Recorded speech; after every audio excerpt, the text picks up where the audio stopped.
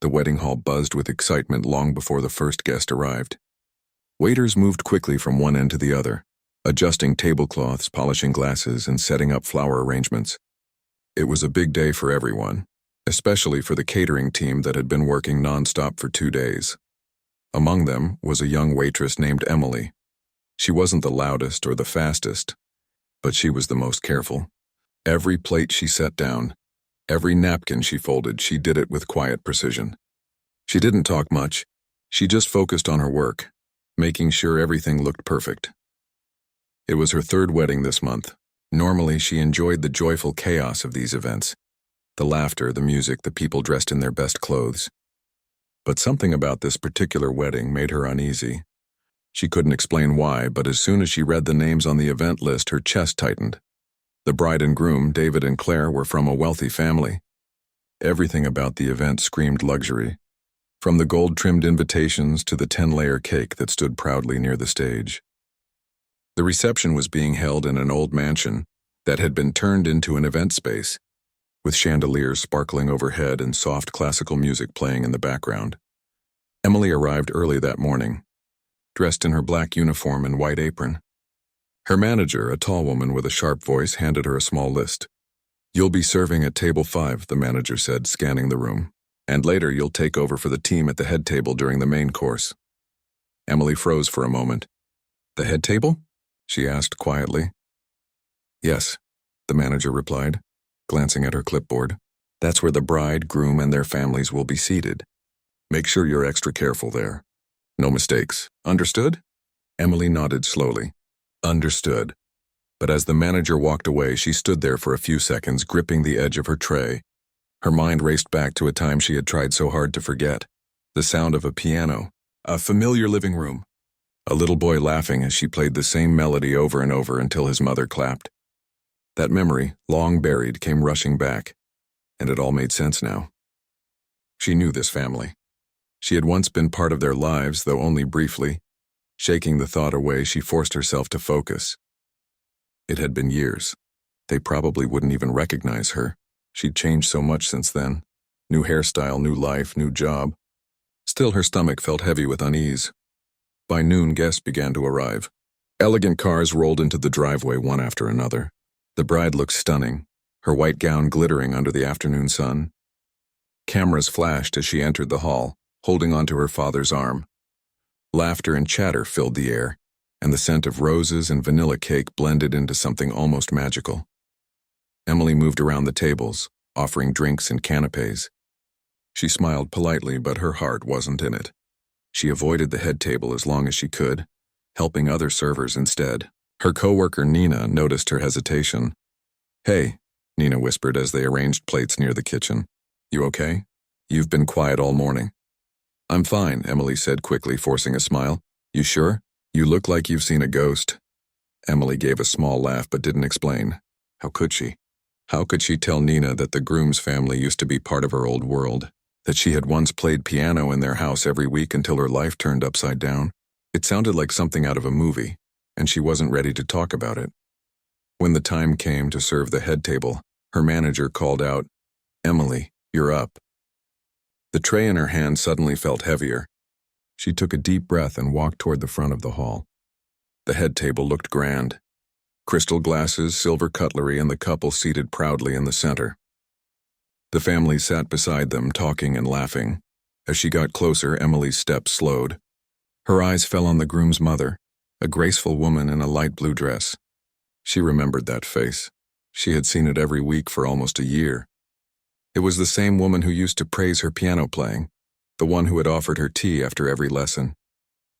Emily's heart pounded in her chest. She couldn't do it.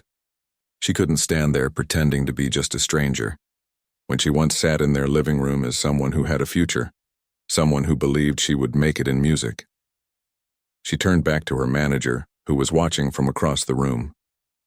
"I can't serve at that table," she said softly. The manager frowned. "What do you mean you can't?" I can't," Emily repeated. Her voice was calm but firm. "Is there a problem with the guests?" Emily shook her head. "No, it's personal. Please just assign someone else." The manager looked confused and slightly annoyed. Emily, this is a high-profile wedding. We can't just swap people around because you don't feel like it. What's going on? Emily hesitated, then whispered, I've played piano for them before. The manager blinked. What? I've been to their home. Years ago, I used to play piano for the groom's family. I just don't feel right serving them like this. The manager stared at her for a moment, unsure if she was serious. Then she sighed. Fine, I'll have Nina take your spot, but I expect you to cover dessert service later, understood? Yes, ma'am, Emily said quietly. As Nina hurried over to replace her, Emily stepped back, relief washing over her. But a few nearby staff members had overheard the exchange. They started whispering, curious about what she meant. Played piano for them? What does that even mean? One of them murmured, another shrugged. Maybe she used to be a musician or something. Emily tried to ignore the whispers. She went back to the kitchen, where the clatter of dishes and the hum of the refrigerator offered a strange kind of comfort. But even there, her thoughts wouldn't settle. She remembered the first day she met the family. She had been only 19, full of dreams, studying at a music academy. She was hired to give piano lessons to a child in the groom's family, a cheerful little boy who loved music. She had played for them at a few family gatherings, too. The groom, David, had been older but kind. He once told her she had a real gift and should never give up on music. Then life changed. Her father fell ill and she had to drop out of school to support the family. The lessons stopped. The music stopped. And now, years later, she was back in front of the same family. Not as a pianist, but as a waitress. It wasn't shame that made her refuse to serve. It was dignity. She didn't want them to see her like this. She didn't want the questions, the awkward smiles, the pity. Back in the hall, the celebration was in full swing. The speeches began and laughter echoed off the walls. Emily moved from table to table, serving guests and clearing plates, but she could feel eyes on her. A few guests had noticed the small scene earlier, and gossip spread quickly in places like this. At one point, the groom's mother glanced her way. Their eyes met for just a second, and the older woman's expression shifted as if trying to remember something. Emily quickly looked away and disappeared into the crowd. By the time dinner ended, the sun had set, and the hall glowed with warm lights. The air was filled with the sound of clinking glasses and soft chatter. Everything seemed perfect on the surface, but Emily felt like she was walking through a fog. She carried trays, cleared dishes, refilled drinks, all on autopilot. Her hands moved out of habit, but her mind kept drifting to the piano that stood near the stage. It was a beautiful instrument, polished and gleaming, waiting for someone to play it later in the evening. For a fleeting moment, she imagined herself sitting there again, fingers moving over the keys, playing the song she had once performed for the same family. It was a comforting thought, but she quickly pushed it away. That part of her life was over. Nina came over with a grin. You sure missed out. The head table tipped me extra, she said, waving a folded bill. You really didn't want to serve them. Emily smiled faintly. I'm glad you did well. Still don't get why you refused, though, Nina said. They seem nice. They are, Emily said softly. I just knew them a long time ago. Nina raised an eyebrow but didn't pry. She'd worked with Emily long enough to know when not to ask questions. As the night went on, Emily found herself glancing toward the stage again and again. The piano sat there untouched. The band that had been hired to perform played upbeat songs, but none with piano solos. It felt strange, almost ironic, that she, the one person in the room who could have brought that instrument to life, was carrying dirty plates instead.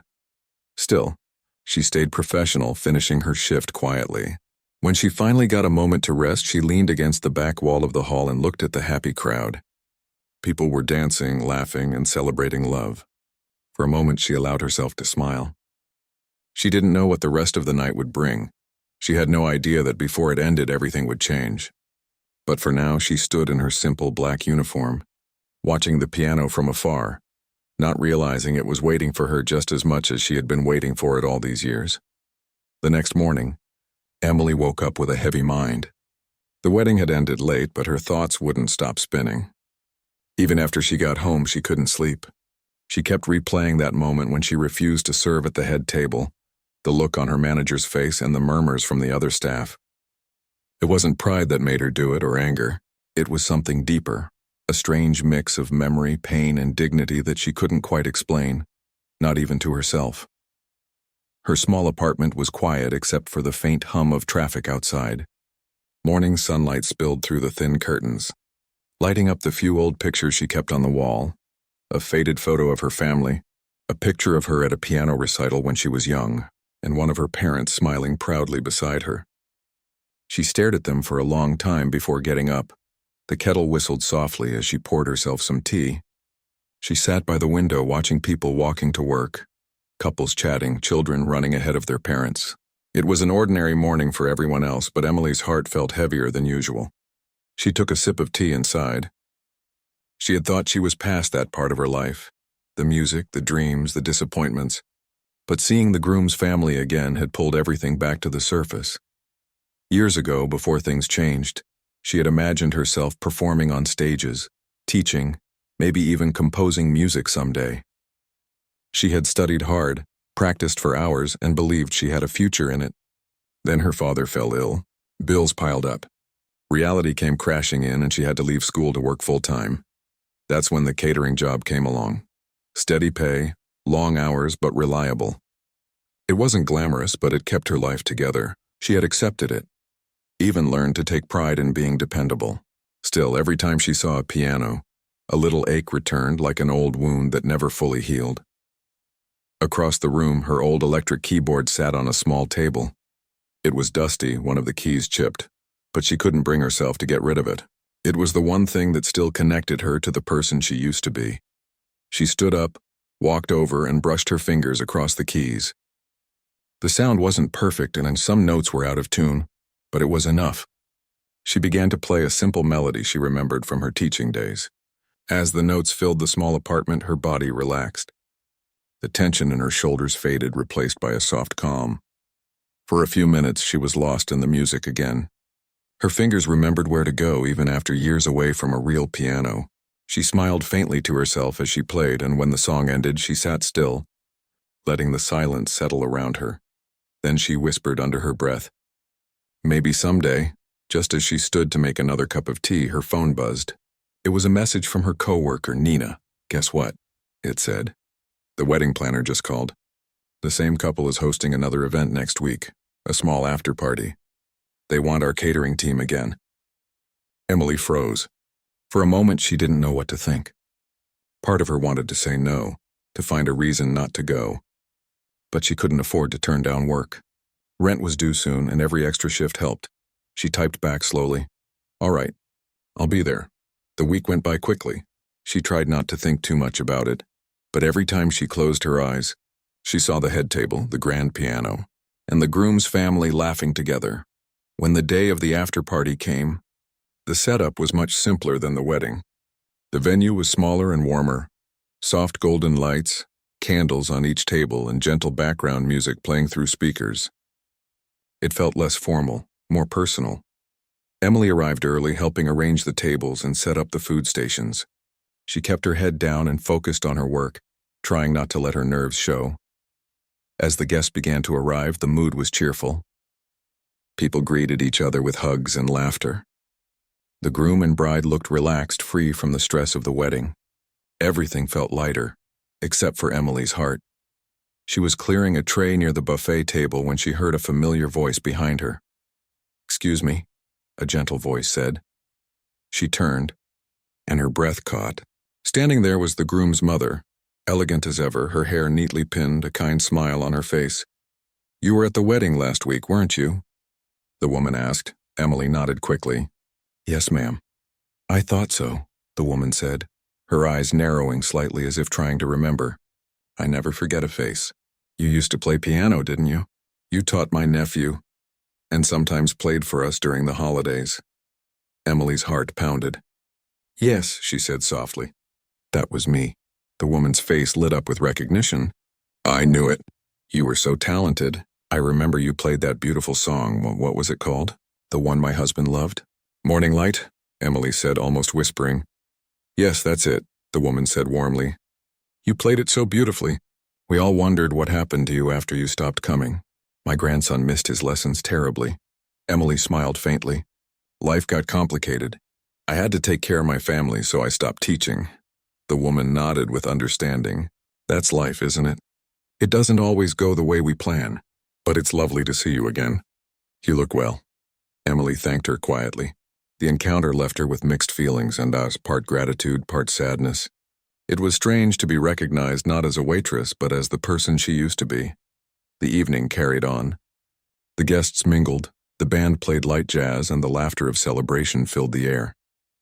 Emily continued serving drinks and tidying up, but she couldn't stop glancing at the piano in the corner of the room. It stood there like an old friend, glossy, elegant, waiting. No one was playing it.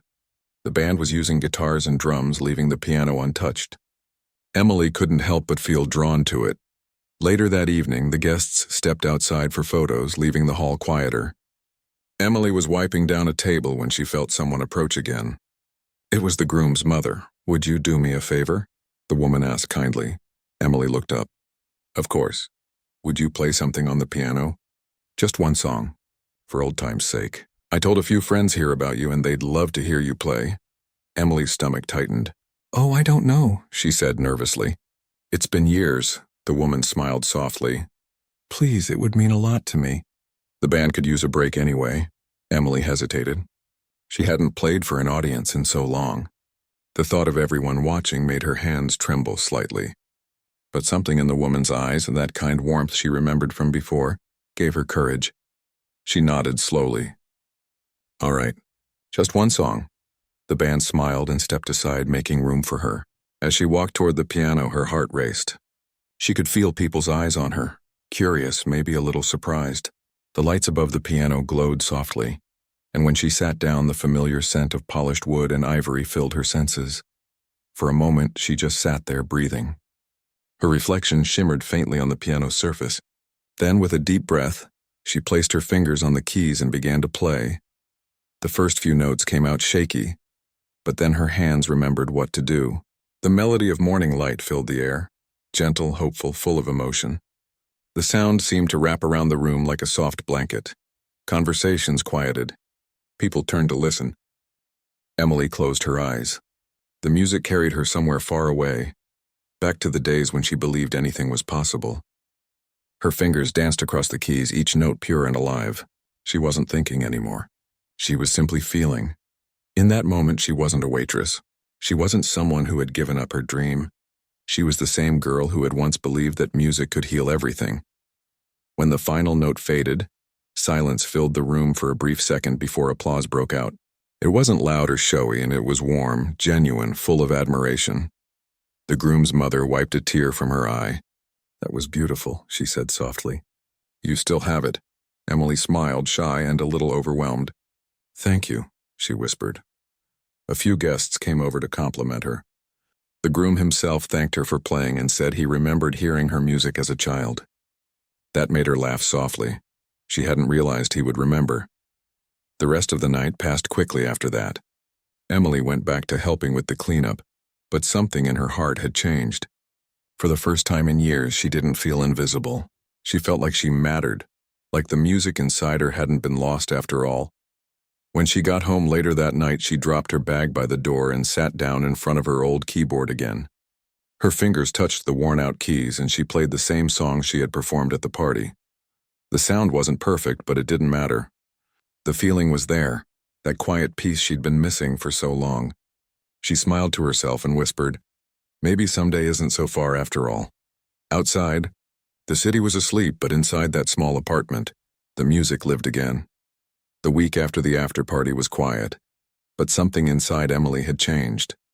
For years, she had gone through her days without much thought. Wake up, work, go home, sleep. But now she felt a small spark, something that had been missing for a long time. That night at the piano had stirred something deep inside her, something she thought was gone forever.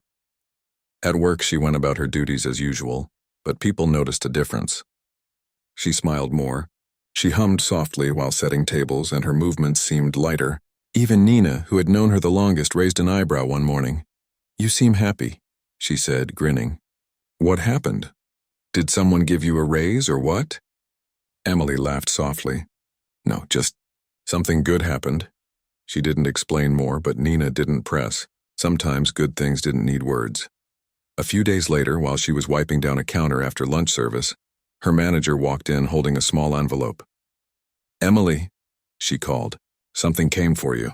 "For me?" Emily asked, surprised. She rarely received mail at work. She took the envelope carefully, turning it over in her hands. There was no return address, only her name written neatly on the front. Inside was a folded note and a small card. The note read, "Dear Emily, thank you for playing at our celebration. Your music brought back many beautiful memories. We're hosting a charity gala next month and would love for you to perform. If you're interested, please contact us. Warm regards, the Hastings family." Emily stared at the note, her hands trembling slightly. She couldn't believe it. They wanted her to play again, not as a waitress, but as a pianist. Her heart raced with excitement and fear all at once. Nina leaned over curiously. "What's that?" Emily handed her the note. Nina's eyes widened as she read it. "They want you to play? Like actually perform?" Emily nodded slowly. "I think so. That's amazing." "Are you going to do it?" "I don't know," Emily admitted. "It's been so long since I played for real. I don't even know if I'm good enough anymore." Nina crossed her arms. "You're crazy if you say no. You were born for this, weren't you? You light up when you talk about music." Emily smiled nervously. "Maybe, but what if I mess up? What if they regret asking me?" "Then at least you tried," Nina said firmly. "Don't let fear stop you." Those words stuck with her for days. She couldn't stop thinking about the invitation. Every time she sat at her keyboard at home, she imagined herself standing in front of an audience again. Not as a waitress serving food, but as the musician she had always dreamed of being. Finally, one evening after staring at the note for nearly an hour, she made up her mind. She picked up her phone, dialed the number on the card, and spoke softly into the receiver. "Hello, this is Emily. I received your invitation. I'd be honored to play." The voice on the other end sounded delighted. They discussed details, and by the time she hung up, the date was set. The gala would take place in 3 weeks. She would perform 2 short pieces during dinner. That night, Emily couldn't sleep. She sat at her keyboard playing until her fingers ached. The old instrument couldn't match the sound of a real piano, but it was enough for practice. Each night she played longer and harder, rediscovering her strength and confidence. As the days passed, her apartment filled with music again. The neighbors didn't complain. Some even left kind notes by her door saying they enjoyed hearing her play. That made her smile every time she found one. One evening, Nina stopped by after work. She leaned against the doorframe, listening as Emily practiced. When the song ended, she clapped softly. "You sound incredible," she said. "If you keep this up, they're going to love you." "I hope so," Emily said, brushing a strand of hair behind her ear. "I just don't want to let anyone down." "Stop worrying," Nina said with a grin. "You're doing something brave. Be proud of that." 3 weeks later, the night of the gala arrived. The venue was a grand hall downtown, decorated with soft lights and elegant flowers. Guests in formal attire filled the room, chatting and sipping wine. Emily arrived early, dressed in a simple black dress that she had borrowed from Nina. Her hands trembled as she adjusted her sheet music on the piano stand. She took a few deep breaths, trying to calm her nerves. Around her, waiters and staff moved gracefully, preparing for the event. She watched them with a strange mix of familiarity and distance. Just a few weeks ago, she had been one of them, serving food, clearing tables, staying invisible. But tonight, she was here for something different. The event began with speeches and toasts. Emily waited quietly at the side of the stage, listening. When her turn came, the host introduced her warmly, saying a few kind words about her story and how she had once played for the family years ago. As she walked toward the piano, the room quieted. Her heart pounded so loudly she could hear it in her ears. She sat down, took a deep breath, and let her fingers find their place. The first song was soft and gentle, one she had written herself long ago, back when she still believed in dreams. As the melody flowed through the hall, something inside her began to ease. The fear melted away, replaced by calm and focus. She wasn't thinking about mistakes or what people might think. She was simply playing, and every note felt alive. By the time she finished, the room was silent for a heartbeat. Then applause filled the air. It wasn't the wild kind of applause you hear at concerts, but it was sincere and full of warmth. People smiled, some even standing. The second piece was more powerful, filled with emotion.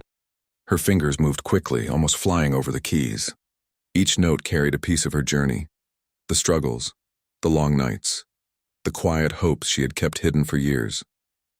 She poured everything into the music, and by the time she reached the final chord, her eyes were wet with tears she didn't even realize had fallen. When the applause came again, louder this time, she stood and bowed slightly, smiling through her tears. It felt unreal. For so long she had thought this part of her life was over. But here she was, standing under the lights, doing what she loved again. After the performance, people came up to her to compliment her playing. Some asked if she taught lessons or performed elsewhere. The groom's mother, who had sent the invitation, hugged her warmly. "You were wonderful," she said. "You have no idea how happy it makes me to see you playing again." "Thank you," Emily said softly. "It means the world to me."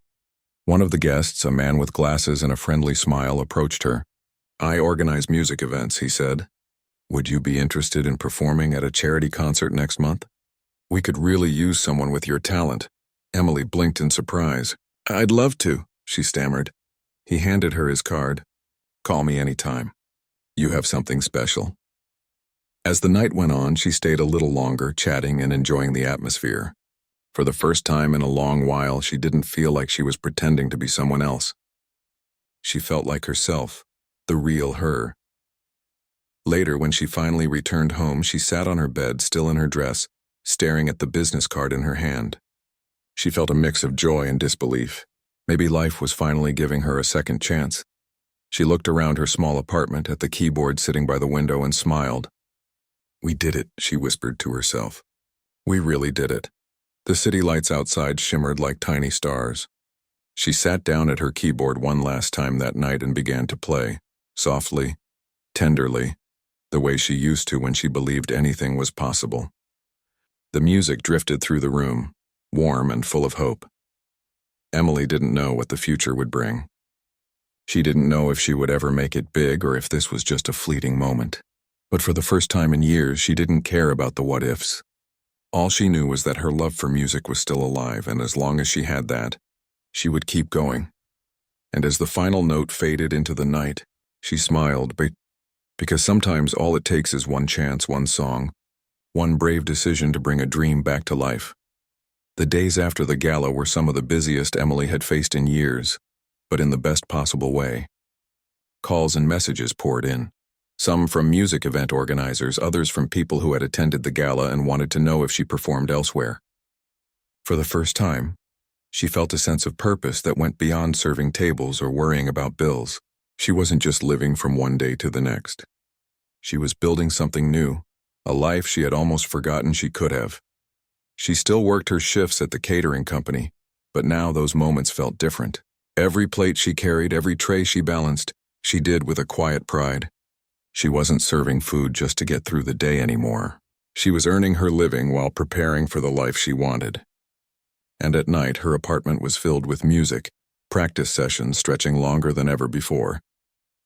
Nina noticed the change immediately. "You've got that glow again," she said one evening as Emily strummed softly on her old keyboard. "It's like you're alive in a way you weren't before." Emily smiled, brushing a stray strand of hair from her face. "I feel like I'm finally me again," she admitted.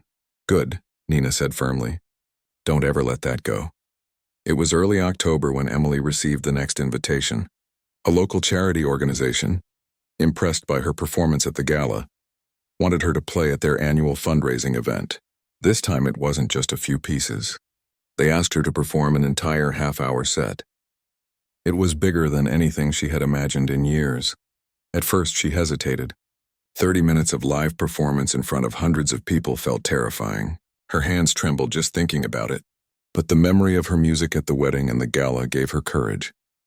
This was a chance to take a step further, to show the world what she was truly capable of. She accepted. The next few weeks became a whirlwind.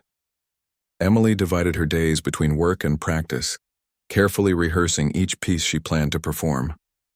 Her small keyboard at home had its limitations, so she borrowed a friend's larger digital piano to get a better feel for the sound. She played the same pieces over and over, learning to control her nerves, perfect her timing. and deepen her expression. At night, she would sit by her window and let the city lights fade into a background hum while she practiced. The notes of her music drifted through the apartment, soft and comforting, carrying her fears, her hopes, and her excitement. It was during those sessions that she began to feel the music in a new way, not just as something she played, but as something that came from her. Every note, every chord, every pause carried a part of her story. Her friends noticed the difference. Nina often stayed late to listen, offering encouragement and advice. "You're ready," she would say. "You don't just play notes anymore. You tell a story, and people feel it." The day of the charity event arrived. Emily dressed carefully in a long, flowing dress that allowed her to move freely at the piano. She arrived early, feeling the familiar flutter of nerves, but also a growing excitement she hadn't experienced in years. The hall was magnificent.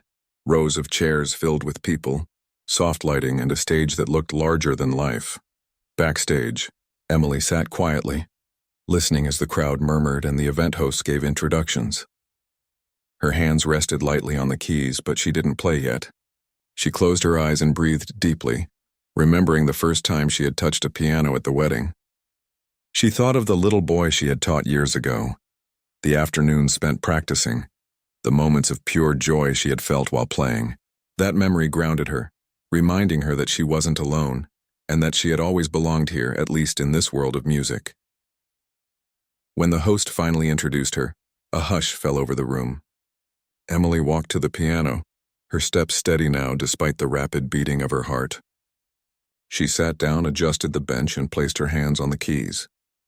For a brief moment, nothing existed except her breath and the instrument. The first notes floated out softly. She played a gentle piece that told a story of longing and hope, her fingers moving with careful precision but also fluidity. The audience listened, captivated, some leaning forward in their seats, eyes closed, letting the music wash over them. Emily felt her nerves dissolve as she continued, each note giving her strength, each chord building confidence. Halfway through her set, she transitioned into a more lively piece, playful and full of energy. Her fingers danced across the keys with speed and accuracy. The weeks after the charity event passed quickly, but Emily felt herself changing in ways she hadn't expected. She was no longer just a waitress or a woman who had abandoned her dreams for the sake of survival. She was a musician, a storyteller, someone who had finally stepped back into the life she was always meant to live. Every morning she woke up with a sense of purpose, her days measured not just by hours of work but by moments of music and small achievements. Nina noticed it too. One evening, while Emily was practicing a new composition on her keyboard, Nina leaned against the doorframe, a wide grin on her face. "You've gone from being the quiet girl in the back to someone who commands attention without even trying," she said. "It's amazing to watch." Emily smiled softly, her fingers gliding over the keys. "I still feel nervous sometimes," she admitted. "But it's different now. I know why I'm doing this, and that makes it easier to keep going." That night, as the city lights flickered outside her window, Emily felt a deep sense of calm. She had come so far from the wedding where she had refused to serve, from the days she had spent doubting herself, from the small apartment where she had felt trapped in a life she hadn't chosen. Now her music was a bridge to a world full of possibility. The next opportunity came unexpectedly. A local music school contacted her after hearing about her performances at the gala and the charity event. They asked if she would be interested in teaching a small group of students. Emily had taught piano long ago, but she had left it behind. At first she hesitated, unsure if she could handle the responsibility alongside her catering job and her own performances. But after a long night of thinking, she realized this was an opportunity she couldn't pass up. Teaching would not only allow her to share her love for music, but also connect her to the next generation of musicians. She accepted the offer and began preparing lesson plans. It was a challenge at first, adjusting to the different learning styles of her students and finding ways to make lessons engaging and fun. But she quickly discovered the joy of seeing a child's eyes light up when they mastered a new song, or when they realized they could express themselves through music. The classroom became a place of laughter, curiosity, and creativity, and Emily thrived in the environment. Her own performances continued alongside teaching. Each event, each small concert brought new opportunities. People started to recognize her, inviting her to perform at local gatherings, community events, and even small private concerts. She was no longer just someone who played the piano. She was a musician with a growing presence, someone whose talent was appreciated and celebrated. One afternoon, while walking home from a lesson, Emily paused outside a small music shop. She peered through the window at a grand piano displayed inside. Her heart skipped a beat. She had been dreaming of a piano like that for years, but it had always seemed out of reach. The instrument looked perfect, its polished surface reflecting the sunlight, keys gleaming like pearls. She pressed her hand lightly against the glass, imagining how it would feel to play on it, the sound that would fill her apartment, the music that would pour from her fingers. That evening, she returned home and sat at her own keyboard. She played a familiar tune, letting her imagination carry her. Each note became a step closer to her dreams, each melody a reminder that she had the power to create her own path. Life wasn't always easy. There were days when she doubted herself, moments when the stress of juggling work, teaching, and performances threatened to overwhelm her. But she had learned to find balance, to take a deep breath, to remember why she started and what music meant to her. Her determination had grown stronger, and with each challenge she faced, she felt more capable and resilient. One evening, after a particularly long day, she received an unexpected call. It was from a small but prestigious concert hall in the city. They had heard of her performances and were offering her a solo recital, a night dedicated entirely to her music. Emily's heart raced. A solo recital was a dream she had carried for years but had never dared to imagine as possible. She accepted immediately, her mind buzzing with anticipation and plans. Over the next few weeks, she poured herself into preparation. She carefully selected pieces that reflected her journey, songs that spoke of hope, of struggle, of joy, and of rediscovery. She rehearsed tirelessly, playing each piece again and again until every note resonated perfectly. Her apartment was filled with music day and night, her neighbors no longer just tolerating her practice but leaving notes of encouragement and praise. The night of the recital arrived. Emily stepped onto the stage, dressed simply but elegantly, her heart pounding with a mixture of nerves and excitement. The hall was full, the audience eager to hear her play. She sat at the grand piano, took a deep breath, and began. From the first note, she felt the music flow through her, connecting her to the audience in a way that words never could. Each piece told a story. Her story. The story of anyone who had ever faced doubt, fear, or uncertainty and yet refused to give up. The audience listened in silence, captivated by the beauty and emotion of her playing. By the time the final note faded, the hall erupted in applause. It was thunderous, filled with standing ovations, cheers, and calls for more. Emily stood and bowed, tears streaming down her face, overwhelmed by the love and appreciation she felt from the crowd. After the recital, people approached her to offer congratulations, invitations, and opportunities. Some asked about lessons, some about recordings, and some simply wanted to share how much her music had touched them. Emily smiled, her heart full, realizing that she had finally found her place, her voice, and her audience. In the weeks that followed, her life continued to grow and change. She maintained her catering job, teaching schedule, and performances, finding balance in the busy but fulfilling life she had built. She made new friends, reconnected with old ones, and discovered a sense of community in the world of music that she had never experienced before. Emily often reflected on the journey that had brought her here. She thought of the wedding where she had refused to serve, the moment she had played the piano for the first time in years, the gala, the charity event, and the students she now taught. Each experience had shaped her, teaching her resilience, courage, and the power of following one's passion. One quiet evening, she sat at her keyboard and began to play a soft melody.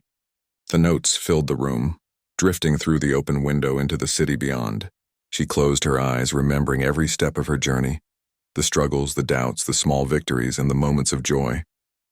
She played for herself, for the music, and for the life she had reclaimed. As the final note lingered in the air, Emily smiled. She knew that her story was far from over. There would be new challenges, new opportunities, and new experiences. But she also knew that she had the strength, the talent, and the determination to face them all. Music had given her back her voice, her confidence, and her sense of self. And with it, she could create the life she had always dreamed of. For the first time in years, Emily felt truly free. She had discovered that it wasn't just about playing notes on a piano. It was about embracing life, taking chances, and believing in herself. Every performance, every lesson, every melody was a reminder that dreams could be reclaimed, and that the courage to follow one's passion could change everything. And so, Emily continued to play, to teach, to inspire, and to live fully. Her music became a bridge between the past and the future, between fear and hope, and between a life that was chosen for her and a life she had chosen for herself. She had found her rhythm, her voice, and her place in the world, and nothing could take it away.